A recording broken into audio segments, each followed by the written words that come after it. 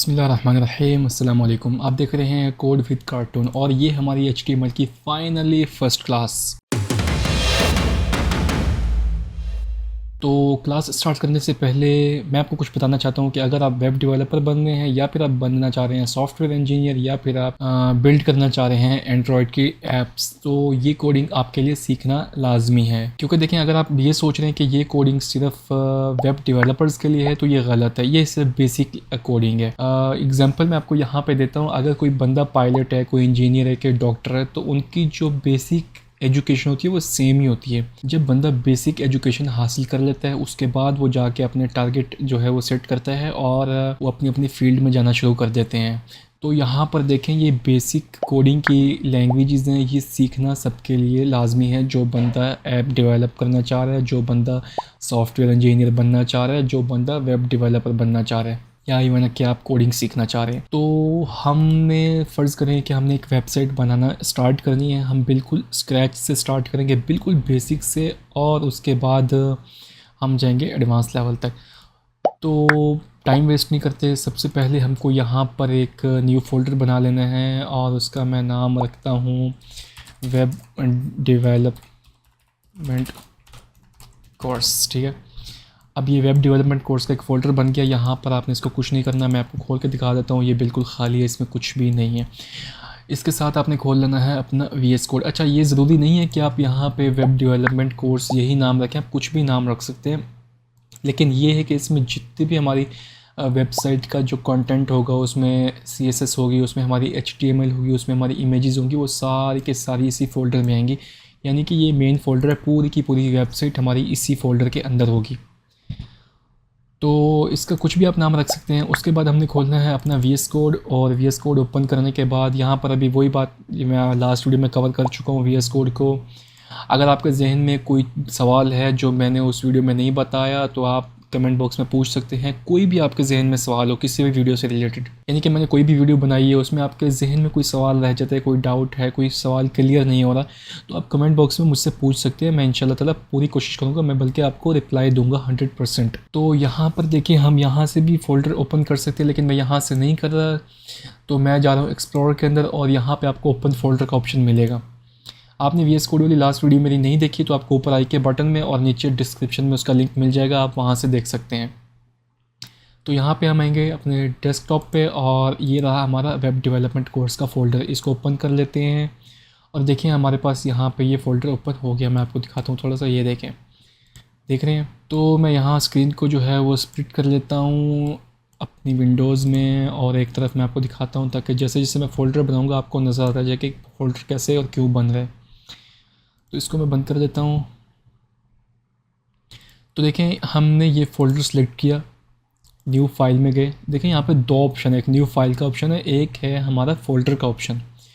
हमने new file में जाना है, हमने यहाँ पे लिखना है index.html। अब देखिए यहाँ पे आप गौर करें, जैसे ही मैं इंडेक्स क्यों लिखा मैंने, क्योंकि हम जो वेबसाइट बनाते हैं उसका जितना भी HTML होता है वो index.html में हम रखते हैं। इसका नाम आप कुछ भी रख सकते हैं, लेकिन हम इसको index.html के नाम से ही सेव करते हैं। ठीक है, कोई भी आप वेबसाइट बना रहे हैं आप उसको इसी नाम से सेव करेंगे, index.html। अभी देखें, मैंने डॉट जैसे ही लगाया और H टाइप किया और HTML लिखा, तो अब उसको पता चल गया भाई ये HTML की फ़ाइल है। तो उसने आगे से फट से जो है इसके आगे HTML का लोगो सिंबल लगा दिया। अगर मैं यहाँ .css लिखूँ तो देखिए उसने CSS का सिंबल दे दिया, यानी कि हमारा VS कोड बहुत स्मार्ट है, वो सब समझता है। और अगर मैं JS लिखूँ यानी कि जावास्क्रिप्ट, तो उसने JS का लोगो लगा दिया। तो मैं यहाँ पे index.html नहीं लिखूँगा क्योंकि मेरे पास ये सिर्फ एक फ़ाइल यहाँ नहीं आने वाली, मैं HTML को क्लासेस में कवर करूँगा। तो मैं यहाँ पर लिखूँगा class1, ठीक है, .html, और मैंने यहाँ पे इसको सेव किया। और यहाँ पे देखिए मेरे पास HTML की क्लास जो है वो HTML का जो पेज है वो ओपन हो गया। और इसके अलावा हमने एक दो चीज़ें और बनानी है जिस पे अभी हम काम नहीं करेंगे, लेकिन वो मैं यहाँ बना देता हूँ। देखें यहाँ पर भी class1 के नाम से एक HTML की फ़ाइल बन गई। हमने इसको सिलेक्ट किया अपने फ़ोल्डर को, और यहाँ पे हम जाएंगे न्यू फोल्डर में और यहाँ पे हम लिखेंगे CSS। ठीक है, यहाँ पे भी आप देखें एक CSS का फ़ोल्डर बन गया है। इसमें हम अपनी जब CSS की क्लासेस कवर करेंगे वो सारी की सारी इसमें हम कवर करेंगे, क्योंकि जब भी आप कोई वेबसाइट बनाएंगे आप सब कुछ यहीं पे नहीं लिखेंगे, यहाँ पे सिर्फ आपकी index.html होगी, बाकी आप ऑर्गेनाइज करके CSS की फ़ोल्डर बनाएंगे, जावा का फ़ोल्डर बनाएंगे, जावा की फ़ाइल उसमें होगी, इमेजेस का फ़ोल्डर बनाएंगे और इमेजेस उसमें होंगी हमारी सारी।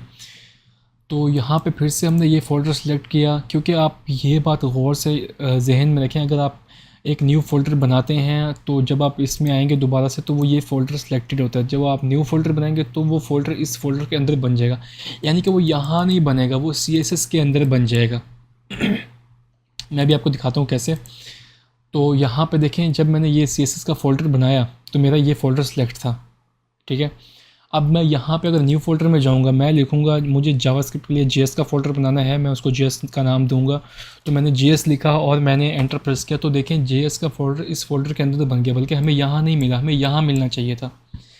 तो CSS के अंदर जाऊँगा तो देखिए हमें जावास्क्रिप्ट का फ़ोल्डर यहाँ मिल गया, यहाँ पर हमने नहीं करना, इसको मैं यहाँ से डिलीट कर देता हूँ। तो हमको ये बात जहन में रखनी है कि जब भी हम कोई इस फ़ोल्डर में बनाना चाहेंगे फ़ोल्डर, तो हमको ये फ़ोल्डर यहाँ पर क्लिक करके सिलेक्ट करना है। देखें ये बाहर ब्लू ब्लू बॉर्डर आ गया, मतलब कि हमारा ये मेन फ़ोल्डर सेलेक्ट है। अब मैं बनाऊँगा JS का फ़ोल्डर, तो ये देखें यहाँ पर JS का फ़ोल्डर बन गया। अब दोबारा से देखिए, अगर मैं न्यू में जा रहा हूँ तो देखिए उसने JS के अंदर ले ली फ़ाइल, यानी कि अगर दोबारा न्यू बनाऊँगा तो JS में जाएगा। तो मैं यहाँ पर पहले इस फ़ोल्डर को सिलेक्ट करूँगा अपने, उसके बाद मैं लिखूँगा इमेजेस, तो जितनी भी इमेजेस होंगी मेरी इस फ़ोल्डर में आएंगी। एंटर प्रेस किया तो देखिए यहाँ पर तीनों फ़ोल्डर आ गए। तो इसको जो है वो हाइड कर देते हैं। तो अब इस फ़ोल्डर का काम हो गया ख़त्म, इसको मैं बंद करता हूँ और मैं चला जाता हूँ यहाँ से गो लाइव पे। अब गो लाइव पे क्या होगा, गो लाइव पे ये होगा, यहाँ पे हम जो भी करेंगे वो यहाँ हमारा लाइव आउटपुट देगा हमारे ब्राउज़र में। अगर आपके पास गो लाइव का ऑप्शन नहीं आ रहा तो मैंने आपको बताया था आपको VS कोड की वीडियो देखनी पड़ेगी। अगर आपके पास गो लाइव का ऑप्शन नहीं आ रहा, यहाँ से भी मैं एक दफ़ा दोबारा बता देता हूँ। एक्सटेंशन में जाएंगे आप और यहाँ पर आप सर्च करेंगे लाइव सर्वर। जैसे आप लाइव सर्वर सर्च करेंगे तो ये वाला लाइव सर्वर है, इसका आप लोगो वगैरह देख लें। आपको यहाँ पे इंस्टॉल का बटन मिलेगा, आपने सिंपल इसको इंस्टॉल कर लेना है और VS कोड एक दफ़ा बंद करके दोबारा जो है वो चला लेना है। तो यहाँ पे आपको गो लाइव का ऑप्शन मिल जाएगा। अब गो लाइव करता क्या है ये भी मैं आपको दिखा देता हूँ। तो इसको यहाँ से हम बंद कर देते हैं। अब देखें हम क्लास 1 के अंदर हैं और मैं इसको गो लाइव कर देता हूँ। तो यहाँ पे देखें मैंने ब्राउज़र खोल लिया और ये मेरा जितना गो लाइव है ये इसके अंदर खुल गया है। तो आप जब भी अभी देखिए यहाँ पर क्या बता रहा है, live reload is not possible without a head और बॉडी टैग, क्योंकि यहाँ पे कुछ रूल्स हैं। ब्राउज़र को हमने बताना है भाई हम क्या प्रिंट करवाना चाह रहे हैं, तो कुछ रूल्स हैं। अभी आप बात करते हैं हम। तो उससे पहले मैं आपको बता दूं कि आपके पास अगर आप गो लाइव पे जाना चाह रहे हैं तो आपके पास बाय डिफ़ॉल्ट ब्राउज़र जो है वो क्रोम होना चाहिए, क्योंकि क्रोम बेस्ट ब्राउज़र है। क्रोम और फायरफॉक्स, आप यही काम बाकी ब्राउज़र में भी कर सकते हैं, लेकिन उसमें आपको जो है वो थोड़ा सा मसला हो सकता है। तो अगर आप कोडिंग सीख रहे हैं तो इसके लिए आपके पास क्रोम और फायरफॉक्स होना बहुत ज़रूरी है। तो आप इंस्टॉल कर लें, कोई ख़र्चा नहीं आता। तो देखें यहाँ पर अभी एक बॉयलर प्लेट लगेगी। अब बॉयलर प्लेट क्या चीज़ है वो भी मैं आपको बता देता हूँ। बॉयलर प्लेट क्या चीज़ है, ये हम कुछ भी जो है HTML प्रिंट करेंगे तो उसके कुछ रूल्स एंड रेगुलेशंस हैं, उसकी कुछ कंडीशंस होती हैं कि हमने किस हिसाब से काम करना है। हर किसी का अपना कानून होता है। तो यहाँ पर मैं शिफ्ट प्रेस करूँगा। अगर आप नोटपैड में हैं वही बात है, आपको दोबारा से सब कुछ मैनुअली टाइप करना पड़ेगा। लेकिन अगर आप VS कोड में हैं तो ये बहुत स्मार्ट है, इसमें एमिट आपका बहुत हेल्प करेगी। मैं शिफ्ट प्रेस करके 1 प्रेस करूँगा या फिर 1 के ऊपर एक्सक्लेमेशन का मार्क है उसको प्रेस करना है, ठीक है। आपने शिफ्ट प्रेस करके 1 प्रेस करना है तो यहाँ पे एक्सक्लेमेशन मार्क आपको शो हो जाएगा। यहाँ पर देखें ये वाला सिलेक्ट है, ये वाला सिलेक्ट है, जिसमें एक एक्सक्लेमेशन मार्क है, आपने वो वाला सिलेक्ट करके और प्रेस एंटर करना है। अब देखें ये आपकी बॉयलर प्लेट लग चुकी है। अब इसमें बॉयलर प्लेट में कुछ चीज़ें जो हैं वो मिसिंग हैं, वो ज़रूरी नहीं है, लेकिन वो भी मैं आपको यहाँ पे डाल के समझा देता हूँ। तो सिंपली मैंने कॉपी किया हुआ था, अभी मैं यहाँ टाइप करने नहीं बैठ रहा। तो ये हमारे पास बॉयलर प्लेट लग चुकी है। अगर आप बाय डिफ़ॉल्ट बॉयलर प्लेट जो VS कोड के साथ आ रही है वो लगाएंगे तो उसमें कुछ चीज़ें मिसिंग होंगी। एक मेरे ख्याल से डिस्क्रिप्शन का भी नहीं होगा और कीवर्ड्स का और आपके ये जो ऑथर है इसका नहीं होगा। खैर उससे मसला नहीं पड़ता, जब आप वेबसाइट आपकी ऑपरेशनल हो जाएगी तो आपको ये लगाने पड़ेंगे। तो यहाँ पर डिस्कस कर लेते हैं सबसे पहले डॉक टाइप को कि आपकी डॉक टाइप क्या चीज़ है। देखिए सबसे पहले ये डॉक टाइप हो गया, ये आपका HTML हो गया और ये आपका हेड टैग हो गया। ये आपके ब्राउज़र के लिए होती हैं, ये आपके लिए नहीं होती। ये यहाँ पे प्रिंट नहीं होता कुछ भी इनमें से। ये जितनी भी इंफॉर्मेशन है ये आपके ब्राउज़र के लिए होती है।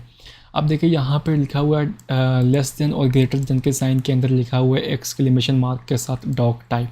अगर आप ये HTML नहीं भी लिखेंगे तो चलेगा, लेकिन ये वही बता रहा हूँ आपको बात कि ये ब्राउज़र के इन्फॉर्मेशन के लिए होती है, ये एक एक्स्ट्रा इन्फॉर्मेशन है इसके लिए, ठीक है। अब डॉक टाइप का क्या मतलब है? डॉक टाइप रिप्रेजेंट करते हैं HTML5 को। अब HTML जो 4 थी मैं यहाँ पे आपको दिखा देता हूँ। HTML4 की डॉक टाइप, HTML4 की डॉक टाइप, यहाँ पे देखें HTML4 की डॉक टाइप इससे डिफरेंट थी।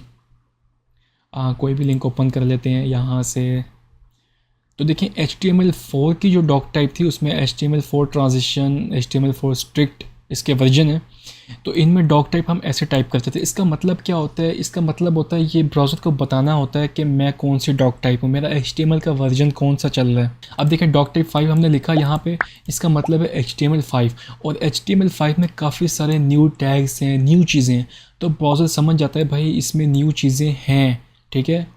तो ब्राउज़र फिर इस फाइल से उस हिसाब से डील करता है, उस हिसाब से इसको रेंडर करता है, ठीक है। यहाँ पे समझ आ गई? तो इसलिए हम इसको डॉक टाइप डिक्लेयर करते हैं यहाँ पे। अभी इसका मतलब है HTML5 के हम जितने भी HTML नीचे लिखेंगे वो HTML5 है, उसमें न्यू टैग्स भी होंगे, उसमें न्यू अपडेट्स भी होंगी। उसके बाद आ जाता है HTML। अब देखें HTML यहाँ से ओपन होता है, ये इसका ओपनिंग टैग है, और यहाँ पे क्लोज़ होता है। बल्कि मैं आपको जो है वो मैन्युअली टाइप करके बता देता हूँ। देखें डॉक टाइप हो गया, डिक्लेयर कर दिया हमने। इसके बाद हम लिखेंगे HTML। अब देखें VS कोड इतना स्मार्ट है, आपने खाली HTML लिख के प्रेस करना है। तो देखें ये इसका ओपनिंग टैग है और ये इसका क्लोजिंग टैग है। HTML में जितने भी टैग्स होते हैं उनके सब के जिसका ओपनिंग टैग होगा उसका क्लोजिंग टैग भी होगा, सिवाय चंद के, ठीक है। कुछ ऐसे टैग्स हैं जिनका क्लोजिंग टैग नहीं है, जो अपने आप में ही ओपनिंग और क्लोजिंग टैग है, लेकिन जितने भी बाकी जितने भी टैग हैं जिसका ओपनिंग टैग है उसका क्लोजिंग टैग भी है, ठीक है। अब यहाँ से डॉक टाइप डिक्लेयर करने के बाद हमने लिखा भाई HTML की फाइल है, ठीक है। इसके बीच में हमने प्रेस करना है एंटर। अब देखिए हम आ गए इसके बीच में। अब इसके बीच में दो चीज़ें होंगी, एक होगा हेड। अगर आप VS कोड में लेस देन का साइन प्रेस करके और लिखें हेड और यहाँ पे आप ग्रेटर देन का साइन दें तो इसने ऑटोमेटिकली आपका टैग क्लोज भी कर दिया, क्योंकि उसको पता है कि इसका क्लोजिंग टैग है। हेड आ गया। अब हम हेड के बीच में हैं। अब हेड के बाद हेड से बाहर निकल के, ठीक है, यानी कि हम HTML में। अब हेड किस में है? ये हमारी HTML के बीच में है, और जब हम हेड टैग बनाएंगे तो हम हेड के बीच में आ जाएंगे, लेकिन हमको हेड से बाहर आना है और हमने यहाँ पे लिखना है एक बॉडी टैग। बॉडी लिखेंगे, प्रेस एंटर करेंगे अपने VS कोड में, और ये बॉडी टैग के भी अंदर आ गया। अब यहाँ पर देखें सबसे पहले हमने डॉक टाइप डिक्लेयर की, उसके बाद HTML का एक टैग बनाया, उसके अंदर हमने दो टैग और बनाए। HTML टैग के अंदर हेड टैग और बॉडी टैग है। हेड टैग के अंदर जितना भी चीज़ें आएंगी वो यहाँ आएंगी, और बॉडी टैग के अंदर जितनी भी चीज़ें आएंगी वो यहाँ आएंगी। अब हेड टैग के अंदर जितनी भी चीज़ें आएंगी वो ब्राउज़र के लिए इन्फॉर्मेशन है, वो यहाँ पे प्रिंट नहीं होंगी, लेकिन बॉडी टैग के अंदर जितनी चीज़ें आएंगी वो यहाँ पे प्रिंट होंगी। अब हेड टैग के अंदर क्या आता है? हेड टैग के अंदर आता है आपका मेटा, ये चीज़, ठीक है। जब आप बाय डिफ़ॉल्ट VS कोड की मदद से अपनी बॉयलर प्लेट लगाएंगे तो ये आपको ऑटोमेटिकली मिल जाएगा। उसमें सिवाय ये डिस्क्रिप्शन की नहीं होगी, कीवर्ड की नहीं होगी, और ऑथर की नहीं होगी। ये आप खुद से जो है वो जब आपकी वेबसाइट ऑपरेशनल होगी तो आप ये टैग लगाएंगे। तो देखिए मैंने यहाँ से फाइल को सेव किया तो यहाँ पर मुझे कुछ भी शो नहीं हुआ। अब मैं इसको एक दफ़ा रिफ्रेश करता हूँ। अब मैं यहाँ पर लिखता हूँ बॉडी टैग के अंदर हेलो, कंट्रोल सेव, तो देखिए यहाँ पे मेरे पास हेलो शो हो गया। मैं इसको थोड़ा सा जूम इन कर लेता हूँ ताकि बड़ा बड़ा नज़र आए। और यहाँ से मैं अगर टाइप करता हूँ hello world, control S to save, तो देखिए यहाँ पे उसने मुझे लाइव उसी वक्त जो है वो आउटपुट दे दी जैसे ही मैंने इस फाइल को सेव किया। तो ये हमारे गो लाइव सर्वर का काम है, हमारे लाइव सर्वर का काम है कि ये आपको, तो जैसे ही आप यहाँ फाइल एडिट करके सेव करेंगे तो यहाँ पे लाइव आउटपुट आपको मिलती रहेगी।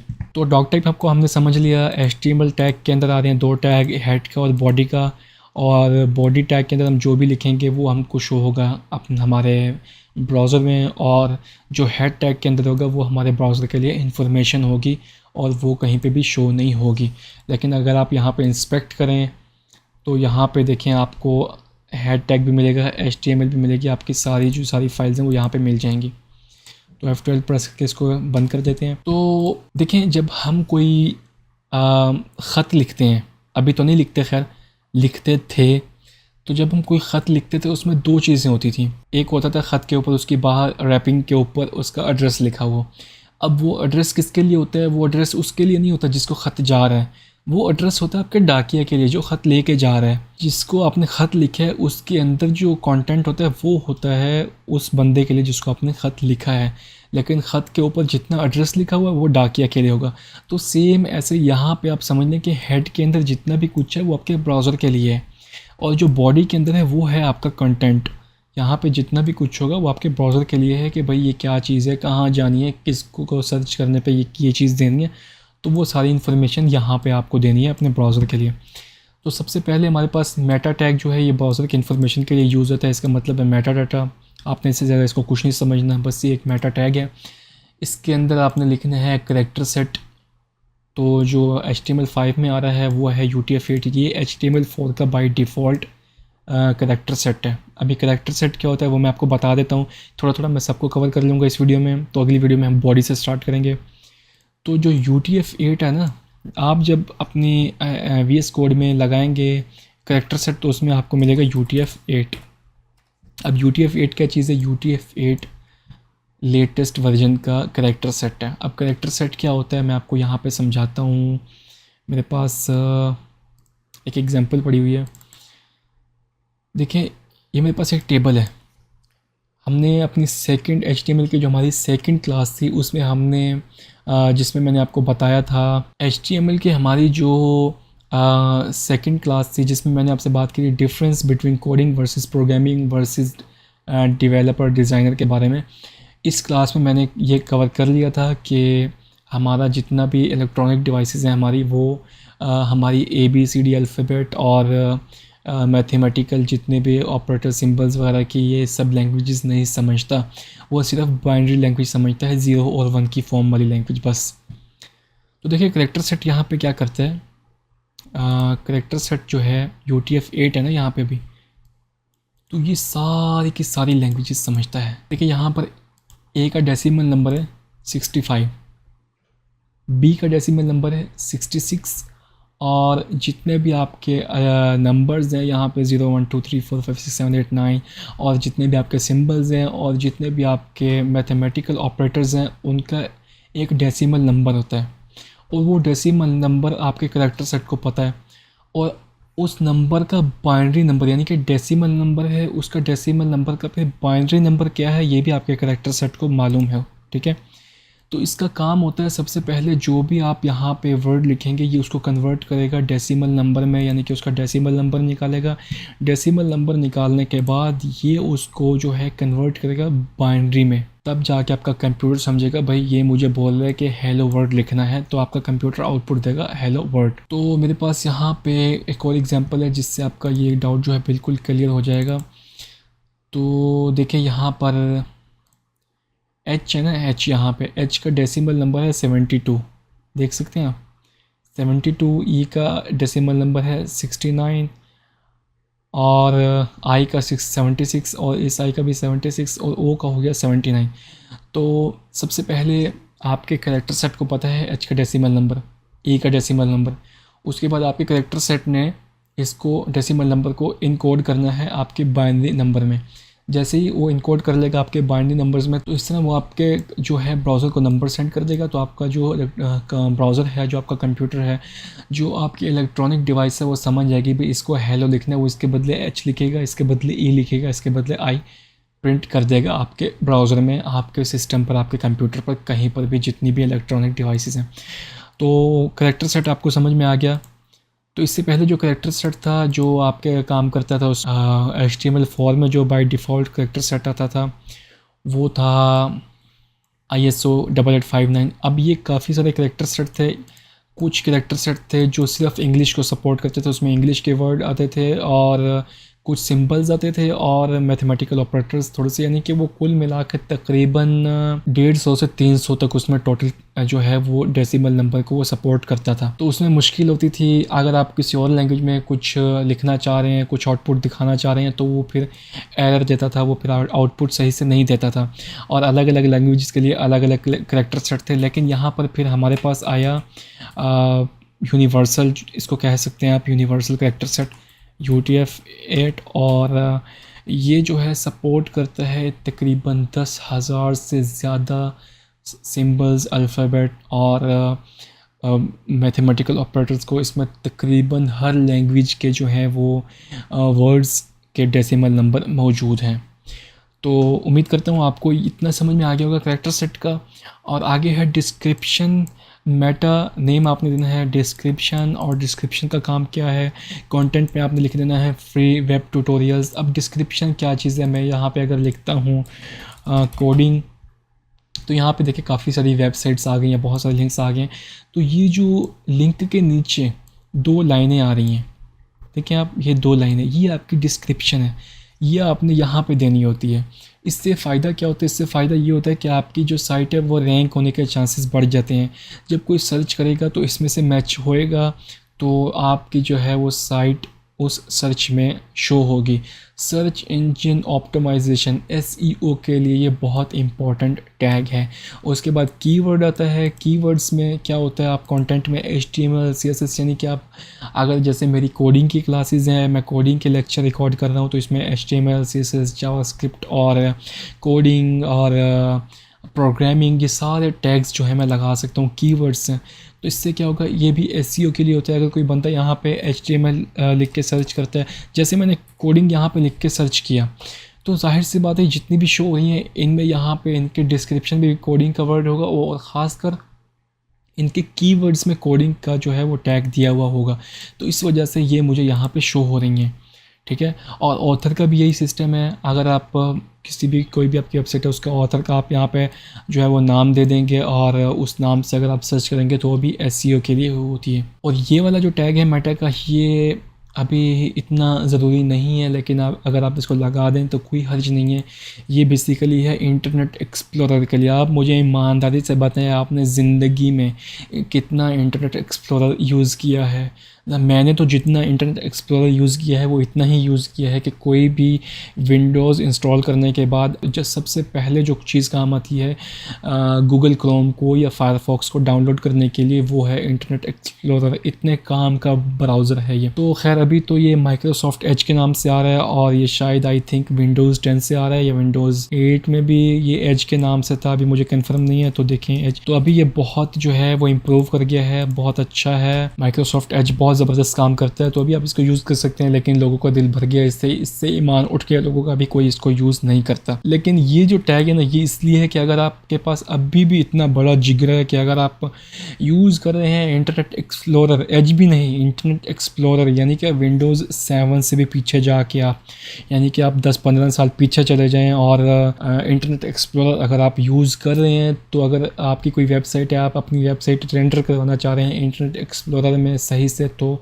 आपको ये टैग लगाना है। वरना ये टैग लगाने की आपको इतनी ख़ास ज़रूरत नहीं है, लेकिन अगर आप लगा देंगे तो कोई हर्ज भी नहीं है। और उसके बाद जो व्यू पोर्ट का टैग है, ये टैग किस लिए है, ये आपकी डिटेक्ट करता है आपकी विड्थ को, ठीक है। यानी कि जैसे आप विंडो रीसाइज़ करें, अभी देखें मैं यहाँ पे इसको रीसाइज़ कर रहा हूँ, ये विंडो छोटी होगी ब्राउज़र की, और यहाँ पे बड़ी कर रहा हूँ तो ये बड़ी होगी। तो इसको डिटेक्ट करता है और उस हिसाब से आपकी वेबसाइट को रिस्पॉन्सिव करता है। रिस्पॉन्सिव क्या होती है, जब आपकी विंडोज़ बड़ी होगी, छोटी होगी, आपकी जो ब्राउज़र है वो मोबाइल में ओपन होगी, तो उस हिसाब से छोटी चीज़ें दिखाएगा, बड़ी करके चीज़ें दिखाएगा। तो इसका ज़्यादातर मेन मकसद इसका ये होता है कि ये डिटेक्ट करता है आपके जो है वो विंडोज़ के साइज़ को। इसका थोड़ा सा मैं आपको डेमो दे देता हूँ। यहाँ पर मेरे पास एक वेबसाइट का जो है वो टेम्पलेट पड़ा हुआ, जो मैंने ख़ुद से बनाया था, और असल में बेसिकली ये क्लास ही है एक, जो मैं बाद में अपलोड करूँगा। तो यहाँ पर मैं इसको बल्कि ब्राउज़र में ओपन करूँगा, अपने VS कोड के, मैं इसको VS कोड में ओपन करूँगा, और यहाँ पर मैं ओपन फोल्डर करता हूँ, और डेस्कटॉप पे आया, HTML में आया अपनी, और यहाँ पे रिस्पॉन्सिव वेबसाइट में आके मैंने सेलेक्ट फ़ोल्डर किया, उसको ओपन कर दिया। अब देखिए यहाँ पर अगर मैं इसको गो लाइव पे भी जाता हूँ,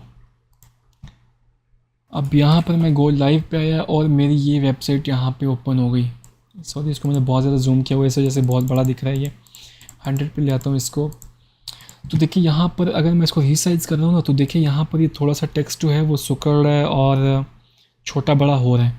क्यों हो रहा है? क्योंकि जो मेरी HTML है वो डिटेक्ट कर पा रही है इसको, मेरी विंडोज़ को, कि वो रीसाइज़ हो रही है। अब यहाँ पे जो आके आप देख रहे हैं कि ये पहले जो हैं वो तरतीब में लाइन में आ रहे हैं और यहाँ पर आके ये एक दूसरे के ऊपर आ जाते हैं बॉक्सेस। तो ये एक अलग से मैंने इसके ऊपर HTML लगाई हुई है, सॉरी HTML कह रहा हूँ, मैंने इसके ऊपर अलग से एक CSS लगाई हुई है जो इसको रिस्पॉन्सिव बना रही है। मैंने उसमें साइज़ जो है वो सिलेक्ट किए हुए हैं कि जब ये विंडोज़ इस साइज़ से छोटी हो जाए तो ये जो बॉक्सेस हैं ये एक दूसरे के ऊपर आ जाएं, और जब मज़ीद ये मोबाइल में चली जाए तो इसका जो नेव बार है उसका लोगो सेंटर में आ जाए और नेव बार सेंटर में आ जाए। तो ये क्यों हो रहा है? क्योंकि विंडोज़ को साइज़ का पता चल रहा है कि भाई अब मेरा साइज़ इतना हो गया, मेरा साइज़ इतना हो गया, मुझे अब कितना शो करना है अपने आप को। तो अगर मैं यहाँ आके इसको व्यू पोर्ट को डिसेबल कर दूँ और Ctrl+S टू सेव करूँ तो अब मेरे ख़्याल से ये काम नहीं करेगी। तो देखिए अभी विंडोज़ जो है ना मेरी डिटेक्ट नहीं कर पा रही। अब देखें बॉक्स जो है वो बिल्कुल एक दूसरे के ऊपर नहीं आ रहे और पूरी जो रिस्पॉन्सिवनेस है वो ख़राब हो गई है। और देखिए मेरा नेव बार भी उधर का उधर ही है। क्योंकि मेरी जो विंडोज़ है वो डिटेक्ट नहीं कर पा रही साइज़ को, विड्थ को डिटेक्ट नहीं कर पा रही कि विड्थ कम ज़्यादा हो रही है कि नहीं हो रही।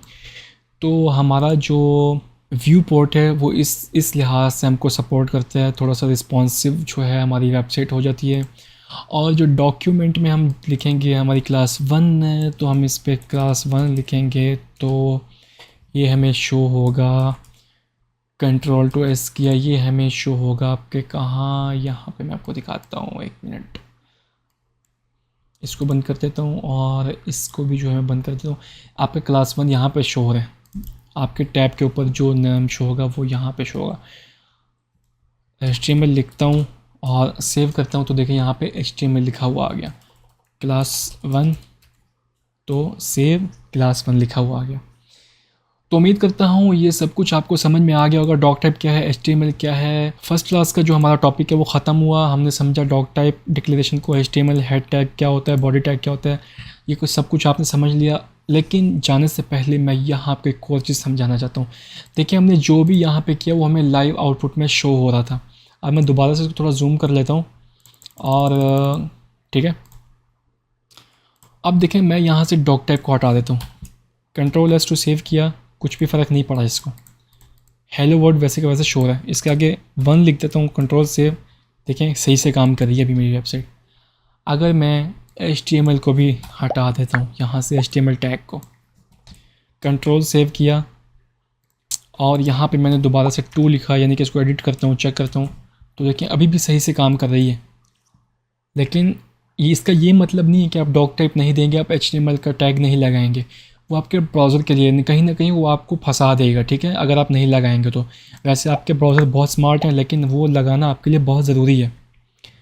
और इसके बाद अगर मैंने यहाँ से ये भी सब कुछ हटा दूँ, ठीक है, खाली हेड टैग और बॉडी टैग है, फिर सेव किया और इसको एडिट करता हूँ, 3 लिखता हूँ, अभी भी देखें सही से वर्क कर रहा है मेरे पास, ठीक है, क्योंकि अभी भी इसको ब्राउज़र समझ रहा है इस फाइल को कि ये क्या चीज़ है। तो देखिए अभी भी सही से काम कर रहा है। तो अगर मैं यहाँ हेड टैग में लिखता हूँ हाय, तो देखिए यहाँ पर मुझे हाय भी शो कर रहा है। क्यों? क्योंकि इसके साथ कोई टैग नहीं लगा हुआ, ये खाली एक वर्ड है तो इसने मुझे शो कर रहा है और लाइव सर्वर मेरा बिल्कुल सही से काम कर रहा है। जो भी मैं यहाँ एडिट करके सेव कर रहा हूँ वो बिल्कुल सही से परफेक्ट काम कर रहा है। और अगर मैं यहाँ से पूरे का पूरा हेड टैग ही हटा दूँ और यहाँ से सेव करूँ और इसको भी मैं करूँ 4, तो वो भी सही से काम कर रहा है। ब्राउज़र को समझ आ रहा है कि भाई बॉडी तो मुझे मिल रही है, जो मैंने प्रिंट करनी है, तो वो आपकी बॉडी जो है वो प्रिंट कर रहे हैं। और अगर मैं बॉडी भी हटा दूं और यहाँ पे मैं लिखूँ हेड टैग और यहाँ पे मैं लिखूँ नीचे हाय, तो अभी देखिए मुझे हाय शो कर रहे हैं, ठीक है। और मैं लिखूँ यहाँ पे हेलो, तो भी शो कर रहे हैं, क्योंकि उसको पता है हेड टैग ये है और हेड टैग जो है वो इन्फॉर्मेशन के लिए होता है। और मैं अगर यहाँ से हेड टैग भी हटा दूँ, सब कुछ हटा दूँ और मैं लिखूँ हेलो वर्ल्ड और मैंने यहाँ से अब जब सेव किया तो ये मुझे क्या बता रहा है, live reload is not possible without a head और अ बॉडी टैग। मतलब कि इन दोनों में से एक टैग होना लाजमी है। अब ब्राउज़र जो है वो कंफ्यूज हो गया, भाई मुझे क्या प्रिंट करना है, मेरे लिए क्या इन्फॉर्मेशन है, मुझे प्रिंट क्या चीज़ करनी है। ठीक है, वो ढूंढ रहे, तो लेकिन उसने फिर भी प्रिंट कर दिया जो भी आपने लिखा है। लेकिन वो साथ में बता रहा है भाई मुझे समझ में नहीं आ रहा कि तुमने मेरे साथ किया क्या है। Control S to save. अब यहाँ से देखिए, इसको जैसे रिफ़्रेश करता हूँ, ब्राउज़र का बता रहा है कि भाई मुझे समझ में नहीं आ रही मेरे लिए क्या इन्फॉर्मेशन है और कंटेंट कौन सा शो करना है। तो देखिए यहाँ पे अभी एरर आपको दिखा रहा है लेकिन शो कर रहा है आपकी फ़ाइल। ठीक है,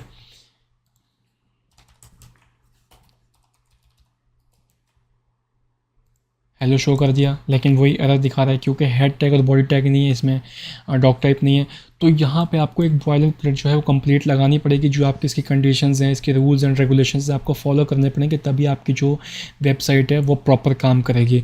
तो इस वीडियो में इतना ही। अगर आपको कुछ समझ में नहीं आया, आपके जहन में कोई सवाल रह गया तो आप नीचे कमेंट बॉक्स में मुझसे कमेंट करके पूछ सकते हैं। मैं आपको 100% जवाब दूंगा और आपका कॉन्सेप्ट क्लियर करूंगा। और मेरा चैनल ज़रूर सब्सक्राइब करें और मेरी वीडियो को लाइक करें। तो मिलते हैं अगली वीडियो में, तब तक मुझे दीजिए इजाज़त। अल्लाह हाफ़िज़।